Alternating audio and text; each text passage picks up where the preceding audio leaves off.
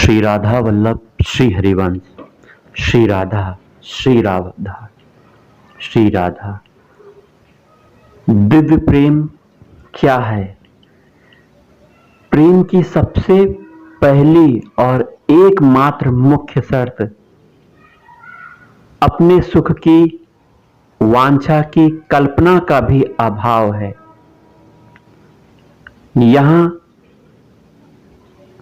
साधक भगवान के सुख के लिए ही कामना करता है।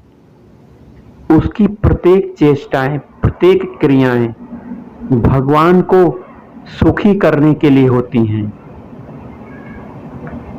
उसकी निज सुख की इच्छा की पूर्ति के लिए नहीं। जो भगवत प्रेमी होते हैं वह भगवान को खुश करना चाहते हैं, प्रसन्न करना चाहते हैं। किस लिए? किसी वरदान की प्राप्ति के लिए नहीं, अपितु भगवान की प्रसन्नता के लिए। भगवान केवल खुश रहें, प्रसन्न रहें, यही उनकी कामना होती है। एक बड़ी ही सुंदर निकुंज लीला कह रहे हैं। एक सखी ने एक दिन ऐसा नक्सिक श्रृंगार किया कि जो प्राण प्रियतम श्याम सुंदर को परम सुख देने वाला था। उस सखी ने दर्पण में देखा और वह चली श्याम सुंदर को दिखाकर उन्हें सुखी करने की मधुर लालसा से। अब वह सखी प्रियतम श्याम सुंदर की निभृत निकुंज में प्रवेश करती है। श्याम सुंदर सैया पर शयन कर रहे हैं। अपनी अलसाई आंखों में नींद छाई हुई है श्याम सुंदर के। श्याम सुंदर बीच बीच में पलक खोलते हैं और तुरंत बंद भी हो जाती हैं वो पलकें। प्रेममयी गोपी वहां आती है और अपने श्रृंगार सुषमा से श्याम सुंदर को सुखी करने के लिए खड़ी हो जाती है। उसके मन में स्वसुख की तनिक भी वांछा नहीं है, पर श्याम सुंदर सो रहे हैं। वह चाहती है कि एक बार देख लेते तो उन्हें बड़ा सुख मिलता, श्री कृष्ण को बड़ा सुख मिलता। उसके हाथ में कमल था, उसके पराग को वह उड़ाने लगी। वह सखी सोचने लगी कि कोई पराकण श्याम सुंदर के नेत्रों में पड़ जाएगा तो कुछ क्षण नेत्र खुले रह जाएंगे। इतने में वे मेरे श्रृंगार को देख लेंगे और उन्हें परम सुख होगा। इसी बीच नित्य निकुंजेश्वरी श्री राधा रानी वहां आ पहुंची। श्री राधे, उन्होंने प्यारी सखी से पूछा, हे सखी क्या कर रही हो? सखी ने सब बता दिया। श्री राधा रानी स्वयं स्वभाव से श्याम सुंदर का सुख चाहती हैं, पर यहां सखी की यह चेष्टा उन्हें ठीक नहीं लगी।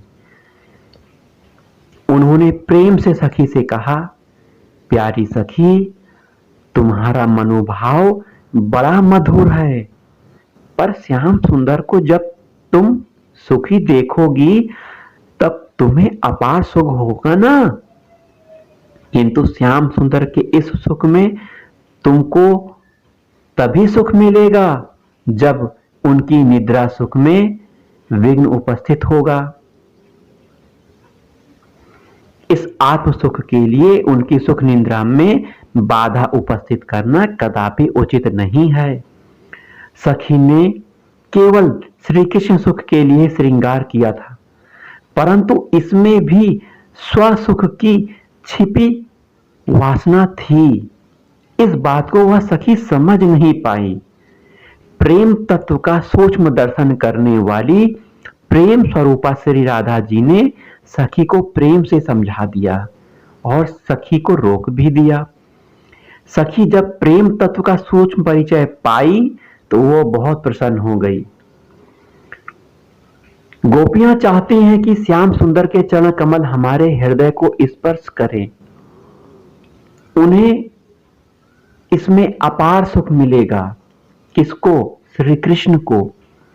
और वह यह भी जानती हैं कि इससे प्रियतम श्याम सुंदर को महान सुख मिलेगा, साथ में उन्हें भी सुख मिलेगा। तथापि वे जितनी विरह व्यथा से व्यथित हैं, उससे कहीं अधिक व्यथित इस विचार से हो जाती हैं कि हमारे वक्त स्थल में प्रियतम के कोमल चरण तल में कहीं आघात ना लग जाए।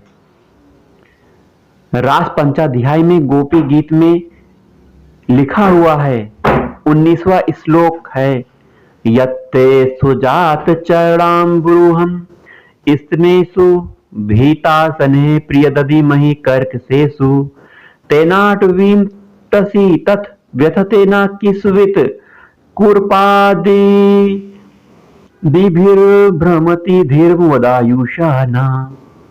इसका अर्थ यह है, ही है प्यारे मेरे प्यारे कृष्ण, तुम्हारे चरण कमल से भी अधिक कोमल हैं, तुम्हारे चरण कमल से भी अधिक कोमल हैं। उन्हें हम अपने कठोर उरोजों पर बहुत ही डरते डरते धीरे धीरे रखती हैं कि कहीं आपके चरणों में चोट न लग जाए। उन्हीं कोमल चरणों से तुम रात्रि के समय घोर वन में घूम रहे हो। यहाँ के नुकीले कंकड़ पत्थर आदि से तुम्हारे पैर को आघात हो जाएगा, पीड़ा होगी तुमको। हमें तो इस विचार से चक्कर आ रहा है, हमारी चेतना लुप्त होती जा रही है। प्राण प्रियतम श्याम सुंदर, हमारा जीवन तो तुम्हारे लिए ही है, हम तुम्हारी ही हैं। अतः इस प्रेम राज्य में किसी भी प्रकार के से निज सुख की कोई इच्छा वांछा नहीं रहती। इसी से इसमें सर्व त्याग है, त्याग की पराकाष्ठा है। प्रेम शब्द बड़ा मधुर है और प्रेम का यथार्थ स्वरूप भी समस्त मधुरों में परम मधुरतम है। परंतु त्यागमय होने से पहले यह है बड़ा ही कटु, बड़ा ही तीखा। इस प्रेम में अपने को सर्वथा खो देना पड़ता है, तभी इसकी कटुता तीक्ष्णता महान सुधा माधुरी में बदल जाती है। गोपी में वस्तुतः निज सुख की कल्पना नहीं है, फिर अनुसंधान तो कहां से होता। उनके शरीर मन वचन की सारी चेष्टाएं, सारे संकल्प अपने प्राण राम श्री श्याम सुंदर श्री कृष्ण के सुख के लिए ही होते हैं। इसलिए उनमें चेष्टा नहीं करनी पड़ती। यह प्रेम ना तो साधन है, न अस्वाभाविक चेष्टा है, न इसमें कोई परिश्रम है। प्रेमास्पद का सुख ही प्रेमी का स्वभाव है, स्वरूप है। हमारे इस कार्य से प्रेमास्पद सुखी होंगे, यह विचार उसे त्याग में प्रवृत्त नहीं करता। सर्व समर्पित जीवन होने से उसका त्याग सहज होता है। अभिप्राय यह है कि उनमें श्री कृष्ण सुख कामना स्वाभाविक होती है, कर्तव्य बुद्धि से नहीं। उसका यह श्री कृष्ण सुख काम उसका स्वरूप भूत लक्षण है। गोपियों की बुद्धि, गोपियों का मन, उनका चित्त, उनका अहंकार और उनकी सारी इंद्रियां प्रियतम श्याम सुंदर के सुख के सहज साधन हैं। न उनमें कर्तव्य निष्ठा है, न अकर्तव्य बोध, न ज्ञान है, न अज्ञान, न वैराग्य है, न राग, न कोई कामना है, न वासना। बस श्री कृष्ण सुख साधन बने रहना ही गोपियों का स्वभाव है। यही कारण है कि परम निष्काम भगवान श्री कृष्ण, परम आप्त काम भगवान श्री कृष्ण, परम पूर्ण काम भगवान श्री कृष्ण, अकाम आनंद घन श्री कृष्ण गोपी प्रेम तत्व का, गोपी प्रेमामृत का रसास्वादन करके आनंद प्राप्त करना चाहते हैं। ध्यान दीजिए, गोपी प्रेमामृत का रसास्वादन करके आनंद प्राप्त करना चाहते हैं। और श्री कृष्ण हैं कौन? आनंद के नित्य आकार हैं। श्री कृष्ण आनंद के अगाध समुद्र हैं। श्री कृष्ण आनंद स्वरूप हैं, जिससे सारा आनंद निकलता है, जो आनंद के मूल स्रोत हैं, जिनके आनंद सीकर को लेकर ही जगत में सब प्रकार से आनंदों का उदय होता है। उन भगवान श्री कृष्ण में आनंद की चाह कैसे, उनमें आनंद प्राप्त करने की इच्छा कैसी, यह बात दार्शनिक की कल्पना में नहीं आती, परंतु प्रेम राज्य की बात ही कुछ विलक्षण है। यहां आनंदमय में ही आनंद की चाह है। इसी से भगवान श्याम सुंदर प्रेमियों के प्रेम रस का आस्वादन करने के लिए व्याकुल हैं। यशोदा मैया का स्तनपान करने के लिए भूखे गोपाल रोते हैं, मेरे गोपाल रोते हैं, मैया मुझे स्तनपान करा दो, मैं भूखा हूं, ऐसा कहते हैं। गोप सखाओं और बछड़ों के खो जाने पर कातर हुए कन्हैया उन्हें वन वन ढूंढते हैं। जैसे साधारण बालक अपने बछड़ों को ढूंढता है, गैयों को ढूंढता है, वैसे कन्हैया अपने बछड़ों को ढूंढने के लिए वन मन फिरते हैं। ब्रज सुंदरियों का मन हरण करके उन्हें अपने पास बुलाने के लिए गोपीजन वल्लभ उनके नाम ले लेकर मधुर मुरली की तान छेड़ते हैं। प्रेम में यही विलक्षण महामहिम मधुरिमा है। प्रेम भगवान का स्वरूप ही है। प्रेम न हो तो रूखे सूखे भगवान भाव जगत की वस्तु रहे ही नहीं। आनंद स्वरूप यदि आनंद के साथ इस प्रकार आनंद रस का आस्वादन न करे तो उनकी आनंदमय आह्लादनी शक्ति उन्हें आनंदित करने में प्रवृत्त न हो तो केवल स्वरूप भूत आनंद बड़ा रूखा रह जाता है और उसमें रस भी नहीं रहता। इसलिए श्री कृष्ण स्वयं ही अपने ही आनंद का अनुभव करने के लिए अपनी ही स्वरूप भूता आनंद रूपा शक्ति को प्रकट करके उनके साथ आनंद रसमय लीला करते हैं। यह आनंद बनता नहीं, पहले नहीं था, अब बना, ऐसी बात भी नहीं है। सीधी सी बात, प्रेम नित्य है, आनंद नित्य है, दोनों ही भगवत स्वरूप है। ध्यान देने वाली बात है, प्रेम नित्य है, आनंद भी नित्य है, दोनों ही भगवान का स्वरूप है। आनंद की भित्ति प्रेम और प्रेम का विलक्षण रूप आनंद, इस प्रेम का कोई निर्माण नहीं करता। जहां सर्व त्याग होता है वहीं इसका प्रकट जानना चाहिए, उदय होना जाना चाहिए, हो जाता है, वहीं प्रकट हो जाता है, वहीं उदय हो जाता है। जहां त्याग वहां प्रेम, जहां प्रेम वहीं आनंद होता है। कहीं भी द्वेष वैर से आनंद का उदय हुआ तो बताइए, यह तो असंभव बात है। भगवान प्रेमानंद स्वरूप हैं, अतएव भगवान की यह प्रेम लीला अनादि काल से अनंत काल तक चलती रहती है। न इसमें विराम होता है, न कभी कमी ही आती है। इसका स्वभाव ही वर्धनशील है। समस्त जगत के जीव जीवन में भी आंशिक रूप में विभिन्न प्रकार से प्रेम की ही लीला चलती है। माता पिता के हृदय का वात्सल्य स्नेह, पति पत्नी का माधुर्य, मित्र का पवित्र सख्य प्रेम, पुत्र की मातृ पितृ भक्ति, गुरु का स्नेह, शिष्य की गुरु भक्ति, इस प्रकार विभिन्न विचित्र धाराओं में प्रेम का ही प्रवाह बह रहा है। यह प्रेम त्याग से ही विकसित होता है, त्याग से ही फलता फूलता है।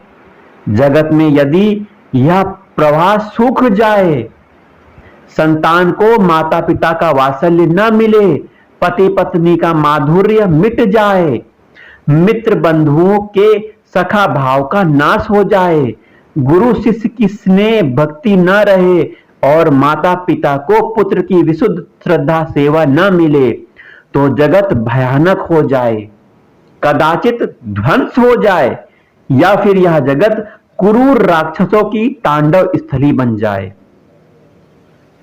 अतएव त्यागमय प्रेम की बड़ी आवश्यकता है।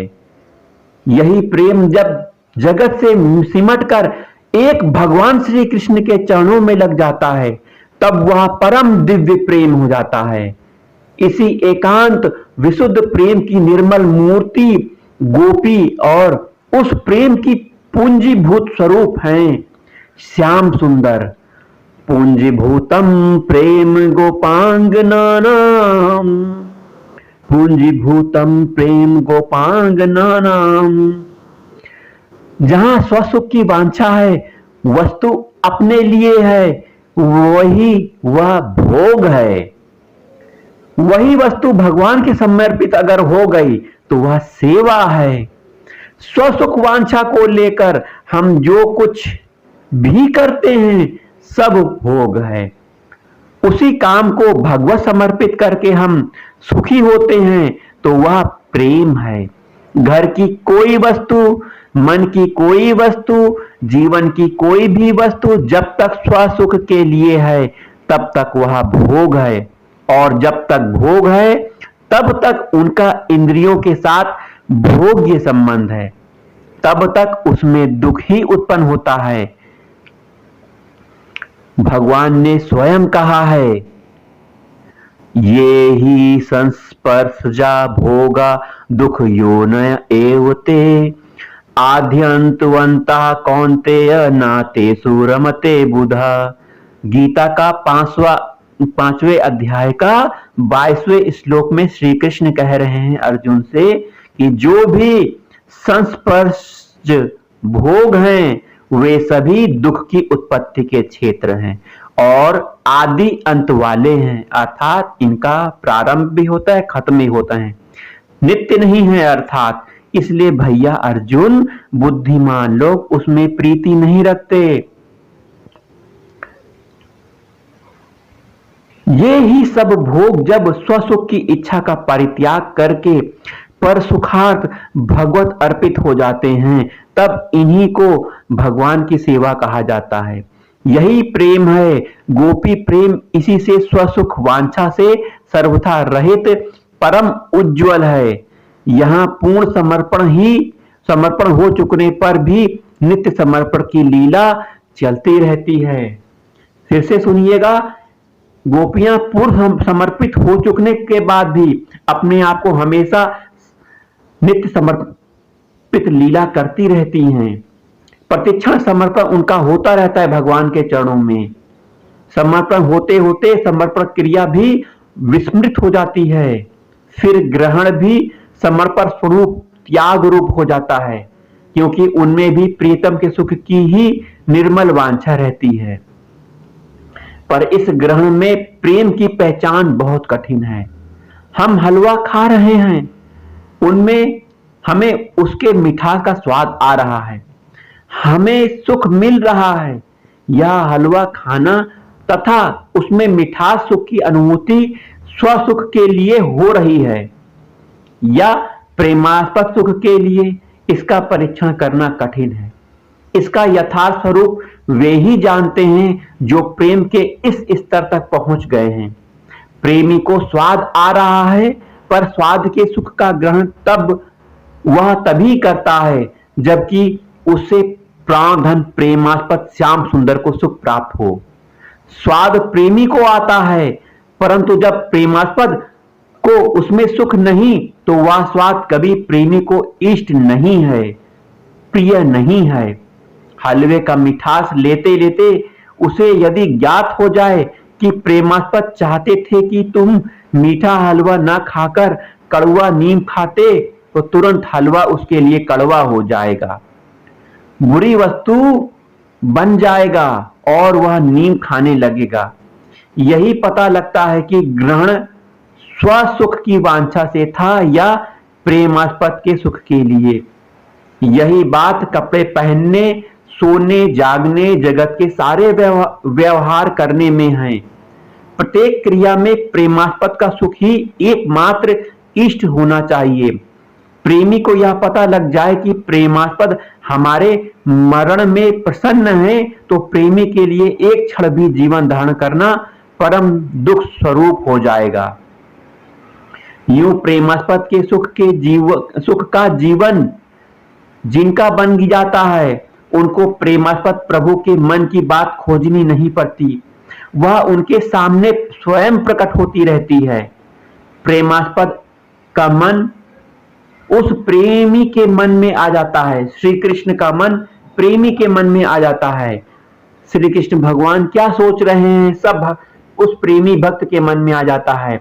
इसीलिए भगवान ने अर्जुन से श्री गोप सुंदरियों के संबंध में कहा है, मन मना हात्मा हाथ मनियम मत्स सपर्याम मत्सिंदा मन मनोगतम जानन्ति गोपिका पार्था नान्य जानन्ति तत्वता। हे अर्जुन, मेरी महिमा मेरे स्वरूप का, मेरी सेवा स्वरूप का, मेरी श्रद्धा का स्वरूप तथा मेरे मन की बात तत्व से केवल गोपियां ही जानती हैं, दूसरा कोई नहीं। इसलिए गोपियों को यह बात पता नहीं लगाना पड़ता कि भगवान किस बात से प्रसन्न हैं। उनके अंदर भगवान का मन ही काम करता है। भगवान ने स्वयं उद्धव जी से कहा है, ता मन मनस्का मत प्राणा मदर्थे त्यक्त देहिका। वे मेरे मन वाली हैं। कौन? गोपियां मेरे प्राण वाली हैं, मेरे लिए अपने दैहिक वस्तुओं तथा कार्यों का सर्वथा परित्याग कर चुकी हैं। श्री कृष्ण ही गोपियों के मन हैं, श्री कृष्ण ही गोपियों के प्राण हैं। उनके सारे संकल्प तथा सारे कार्य सहज ही श्री कृष्ण प्रीत्यर्थ, श्री कृष्ण सुख को देने वाले हैं। प्रेम की बड़ी ही विचित्र गति होती है, वह महागंभीर है और महाचंचल है। प्रेमी में प्रेम का अगाध समुद्र प्रशांत भाव से स्थिर हो जाता है, परंतु जैसे पूर्ण चंद्रमा को देखकर महासमुद्र नाचने लगता है, उसी प्रकार प्रेमास्पद भगवान श्री कृष्ण के प्रसन्न श्रीमुख को देखकर उसके सुखार्थ उस प्रेम महासागर में लहरें तरंगे उठने लगती हैं। ये तरंगे ही प्रेम लीला हैं। गोपियों के जीवन में इन प्रेम तरंगों के अतिरिक्त अन्य कोई क्रिया नहीं। प्रेम की ही ये उर्मियां हैं जो नाच नाच कर प्रेम सुधा का अधिकाधिक मधुर रसास्वादन कराया करती हैं। ये प्रेम की तरंगे कभी अत्यंत उत्ताल हो जाती हैं, कभी मृदु बन जाती हैं। यह प्रेम तरंगे कभी बहुत ऊपर उछलती हैं, कभी मंद मंद उठती बैठती हैं, कभी सीधी चलती हैं। यह प्रेम तरंगे कभी दाएं बाएं हो जाती हैं। प्रेम में दो तरह के भाव होते हैं, दक्षिण भाव और वाम भाव। दक्षिण भाव से और वाम भाव से भी परस्पर प्रेम लीलाएं चलती रहती हैं। जहां प्रेमानंदमय श्री राधा रानी या गोपांगनाओं का वाम भाव होता है, वहां प्रियतम श्याम सुंदर उन्हें मनाया करते हैं। जहां प्रेम धन श्री श्याम सुंदर का वाम भाव होता है, वहां श्री राधा रानी या श्री गोपांगनाएं उनको मनाया करती हैं। मधुर मनोहर प्रेम के समुद्र के विरह तट पर कभी विप्रलंब रस का आस्वादन होता है, कभी मिलन तट पर संभोग रस का आस्वादन होता है, फिर कभी मिलन से ही विरह की स्फूर्ति हो जाया करती है, जिसे प्रेम वैचित्र्य कहते हैं। प्रेम के उत्कर्ष के कारण प्रियतम के समीप रहने पर भी उनके न रहने के निश्चय से होने वाली पीड़ा का अनुभव प्रेम वैचित्र्य कहलाता है। इस प्रकार प्रेम सागर में अनंत मधुराती मधुर तरंगे उठा करती हैं। इसका वर्णन कौन करे? जो तट पर है वह उन तरंगों की भीतर की स्थिति नहीं जान सकता, और जो तरंगों में मिल गया है वह तरंग ही बन गया है। इसी से प्रेम का स्वरूप अनिर्वचनीय है। अनिर्वचनीयम प्रेम स्वरूपम। कभी कभी ऐसा होता है कि प्रेमी और प्रेमास्पद अपने आप को भूलकर एक दूसरे का बन जाते हैं। नटवर रसिक शेखर श्री श्याम सुंदर अपने को राधा मानकर हा कृष्ण, हा श्याम सुंदर, हा प्राण वल्लभ पुकारने लगते हैं और रासेश्वरी नित्य निकुंजेश्वरी श्री राधा रानी श्री कृष्ण के आवेश में हा राधे, हा प्राणेश्वरी, हा प्राणिधे, हा मनमोहिनी पुकारा करती हैं।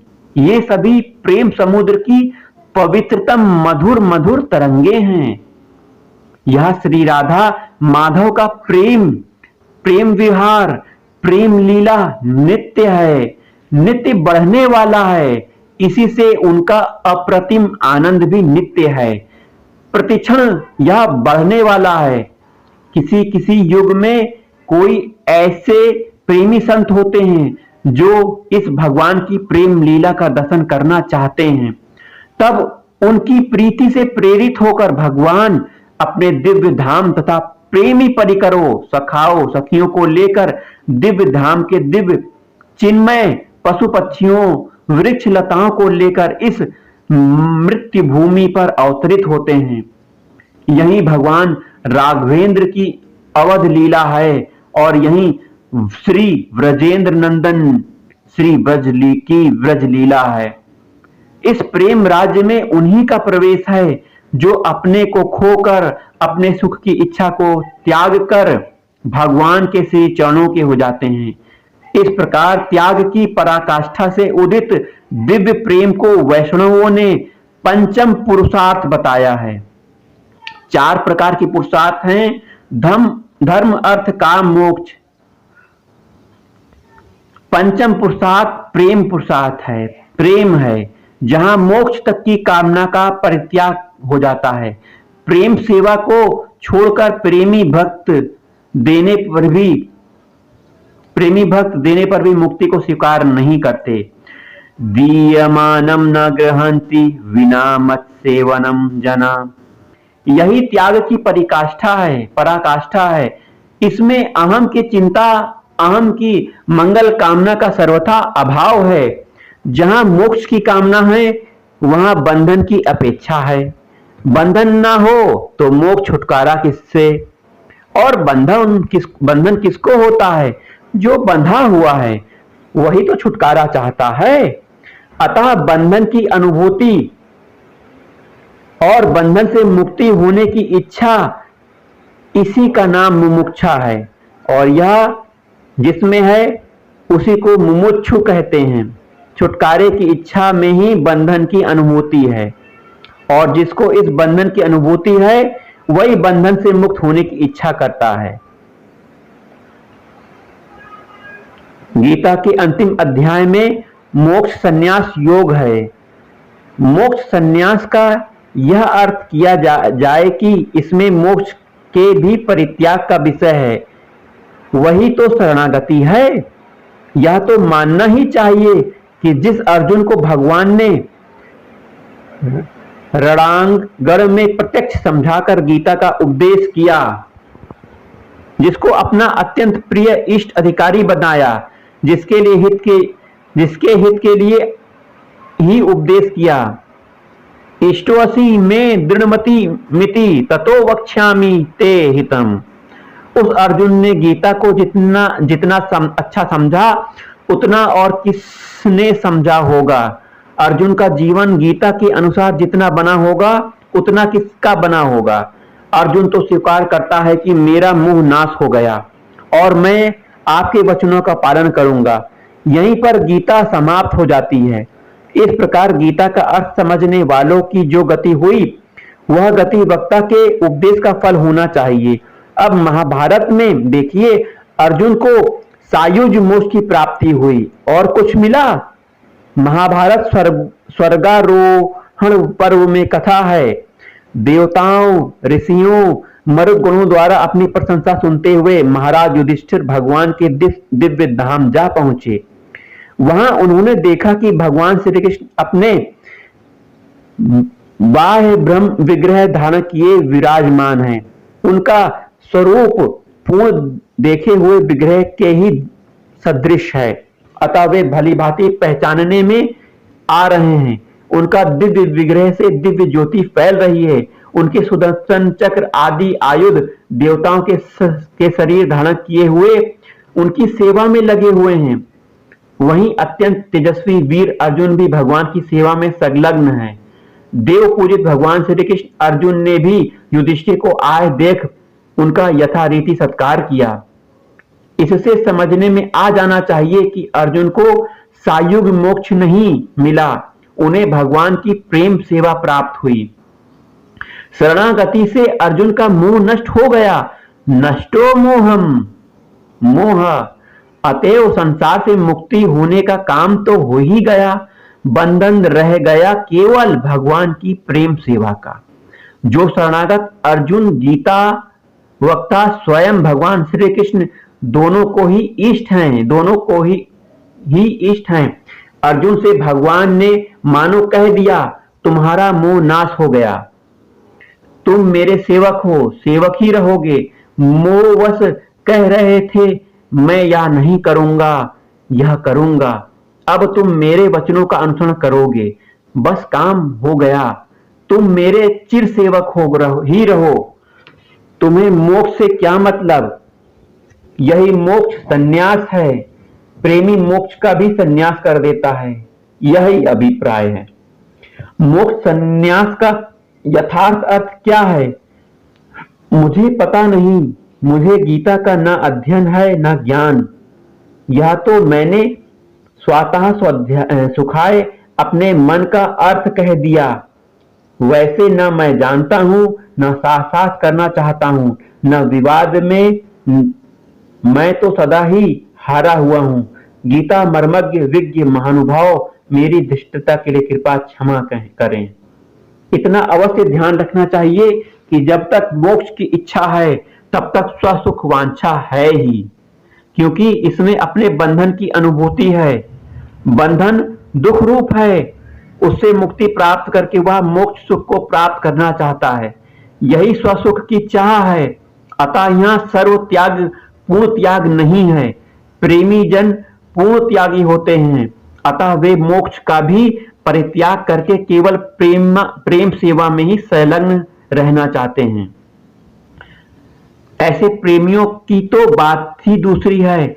उनके तनिक से संग के साथ भी मोक्ष की तुलना नहीं है। भगवत संगी का अर्थ है, क्या अर्थ है भगवत संगी का? जो भगवान में अनुरक्त हो, भगवान में आसक्त हो, भगवान का संगी हो, भगवान का प्रेमी, गोपी भाव संपन्न। ऐसे भगवत संगी का संग यदि लव मात्र के समय के लिए ही मिलता है तो उसकी तुलना यहाँ के भोगों की भी बात ही क्या, स्वर्ग से भी नहीं हो सकती। वरम अपुनर्भव मोक्षम से भी नहीं होती। अपुनर्भव का अर्थ जिससे वापस नहीं लौटा जाता। वैसी सायुज्या मुक्ति, इस मुक्ति की भी लव मात्र भी भगवत संगी के संग से तुलना नहीं होती। वह भगवत प्रेम की महिमा है। इसी से इस दिव्य भगवत प्रेम की ब्रज रस की वांछा शिव, नारद आदि महान मुनि तपस्वी आदि करते हैं। स्वयं ब्रह्म विद्या भी इस प्रेम के लिए लालायित है।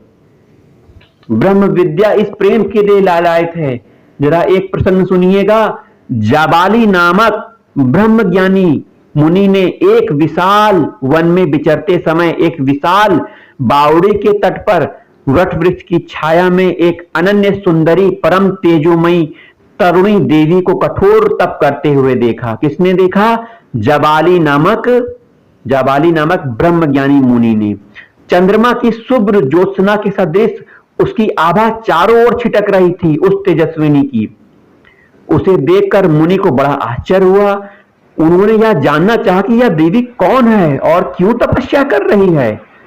उनके समीप गए। पूछने पर पता लगा कि जिनकी शरण प्राप्त करने पर अज्ञान अंधकार सदा के लिए नष्ट हो जाता है, दुर्लभ तत्व ज्ञान की प्राप्ति हो जाती है और जीव माया के बंधन से मुक्त होकर स्वस्वरूप ब्रह्म को प्राप्त हो जाता है। वे स्वयं ब्रह्म विद्या ही यहाँ तपस्या कर रही हैं। तो ब्रह्म विद्या यहाँ तपस्या कर रही हैं। और नम्रता के साथ प्रश्न पूछने पर उस देवी ने बताया कि मैं वह अतुलनीय ब्रह्म विद्या हूँ जिसको महान योगीराज सदा ढूंढा करते हैं। मैं श्री हरि के चरण कमलों की प्राप्ति के लिए उनका ध्यान करती हुई दीर्घ काल से यहाँ तप कर रही हूँ। मैं ब्रह्मानंद से पूर्ण हूँ। मेरी बुद्धि भी उसी ब्रह्मानंद से परितृप्त है, परंतु श्री कृष्ण विषयक रति प्रेम मुझे अभी तक नहीं मिला, इसलिए मैं अपने को सदा शून्य देखती हूँ। जिस अलौकिक प्रेम के लिए स्वयं ब्रह्म विद्या कल्पों तक तप करती है, जिस रस की तनिक सी भी प्राप्ति के लिए अर्जुन साधना करके अर्जुनी बनते हैं, वह कितना उज्जवल, कितना दिव्य, कितना पवित्र, कितना मधुरतम है, इसको कौन बता सकता है। वे गोपर मणियां धन्य हैं जिन्होंने इस प्रेम रस का आस्वादन किया, प्रेमास्पद श्याम सुंदर को करवाकर उनकी परम प्रीति लाभ की, तथा जिनके सामने भगवान ने अपना पूर्ण प्रकाश किया। भगवान ने कहा, मैं सबके सामने प्रकाशित क्यों नहीं होता, लोग मुझे पहचानते क्यों नहीं, इसीलिए कि मैं योग माया से अपने को ढका रहता हूं। ना हम प्रकाशा सर्वस्य योग माया समावृता, गीता अध्याय 7 श्लोक संख्या 25। ना हम प्रकाशा सर्वस्य योग माया समावृता। परंतु प्रेमवती श्री गोपांगनाओं के साथ यह बात बिल्कुल नहीं है। वहां भगवान योग माया समावृत नहीं है, वहां योग माया मुंह पाश्रित हैं, अर्थात अपनी अचिंत्य महाशक्ति योग माया को पृथक प्रकट करके मानो कहते हैं, मैं इस समय अनावृत हूं, बेपर्द हूं, बिना पर्दे का हूं। तुम इस नाटक की सारी व्यवस्था करो, लीला के सारे साज सामान बनाओ। योग माया काम करती है, भगवान तथा श्री गोपांगनाओं की दिव्य रास लीला होती है। यहाँ कोई भी गोपन नहीं है, भगवान की अनावृत लीला है। गोपियों का चीरहरण क्या है, वह कोई गंदी चीज थोड़े ही है। गंदी चीज होती तो दुर्वृत्त कामियों को प्रिय होती और होती अनंत काल तक नरकों में ले जाने वाली।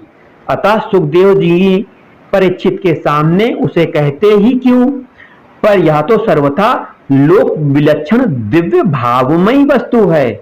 मल विक्षेप आवरण 3 बड़े बाधक दोष हैं। कौन कौन से दोष? मल, विक्षेप और आवरण, जो आत्मस्वरूप तक, भगवान तक साधक को नहीं जाने देते। इसमें मल का नाश भगवान का नाम भजने से, भगवत प्राप्त की इच्छा से हो जाता है। विक्षेप दोष नष्ट हो जाता है भगवान में मन लगाने से। विक्षेप कैसे दोष होता है? भगवान में मन लगाने से। मल का नाश कैसे होता है? भगवान का नाम का भजन करने से, भगवान का चिंतन करने से। तो वही चंचल मन अचंचल हो जाता है, रह जाता है केवल आवरण दोष। यह बड़ा व्यवधान बना रहता है। किसका? आवरण दोष का। ज्ञान के साधकों का यह दोष ज्ञानी पुरुषों द्वारा किए महान अनुग्रहपूर्ण तत्व उपदेश द्वारा दूर होता है, और प्रेमी भक्तों के लिए इस दोष को भगवान स्वयं दूर कर देते हैं। वे अपने हाथों आवरण भंग कर देते हैं, पर्दा को फाड़ देते हैं। यह गोपियों का चीरहरण है। इसे ही वास्तविक चीरहरण कहते हैं, आवरण भंग करना। हमारा कर्तव्य क्या है भक्तों का? हमारा कर्तव्य है मल को दूर करना, केवल भजन से, भगवान का नाम जाप करने से। विक्षेप कैसे दूर होगा? विक्षेप दूर होगा भगवान में मन चिंतन को लगाने से, और आवरण भगवान ही स्वयं दूर करते हैं। जिस प्रेम में भय, लज्जा, संकोच और तनिक भी व्यवधान नहीं है, ऐसे स्त्री पुरुष का पति पत्नी का प्रेम इस जगत में देखते हैं। वहां कुछ भी ऐसी वस्तु नहीं रहती जिसे गोपनीय कहा जा सकता है। यही लौकिक प्रेम जब अलौकिक दिव्य भाव बनकर भगवान के प्रति हो जाता है तथा पति पत्नी के लौकिक संबंध से रहित असंबंध नित्य दिव्य संबंध रूप हो जाता है, तब वहां कुछ गोपनीय नहीं रहता। समस्त आवरणों का विनाश हो जाता है। यौन भाव तो वहां रहता ही नहीं। यही भगवान तथा भक्त का अनावरण मिलन है। यहां माया का आवरण हट गया, पृथकता का पर्दा फट गया। चीर हरण तथा रासलीला का अर्थ है अनावृत, अर्थात योग माया के पर्दे से मुक्त। भगवान और अनावृत अहंता ममता आसक्ति रूप माया के पर्दे से सर्वथा मुक्त गोपांगनाओं का महामिलन, जीव और परमात्मा का, भक्त और भगवान का घुल मिलकर एक हो जाना, यही दिव्य भगवत प्रेम है। इस प्रेम राज में जिसका प्रवेश है उसकी चरण रस भी परम पावनी है। ज्ञान शिरोमणि उद्धव जी मोक्ष न चाहकर ऐसे प्रेमीवती गोपियों की चरण धूलि प्राप्त करने के लिए ब्रज में लता गुल्म औषधि झाड़ी बनना चाहते हैं। औरों की तो बात ही क्या, भगवान स्वयं उन गोपांगनाओं गोपियों के चरण धूलि को अपने को पवित्र करने के लिए उनके पीछे पीछे सदा घूमा करते हैं।